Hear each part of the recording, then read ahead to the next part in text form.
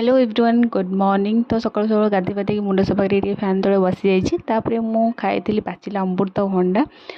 तो एत तरतर थी जो मु अमृतभंडारू मंजी भी ठीक काढ़ी तो देखिए मोर लंच खाଇବା हूँ पखाड़ भात माछ भजा चिंगुड़ी खांड कंकड़ा तरकारी। तो पखाड़ भात खाई गोटे बढ़िया से निद हो जाता। इवनिंग आम बाहर गोटे बाहागर भोजी थी आम गाँव में। तो जेहतु आम भल रिलेसन थिला तो आम समस्ते फैमिली जाइलु और सेठी गला फोटो फोटो नहीं वीडियो बनई।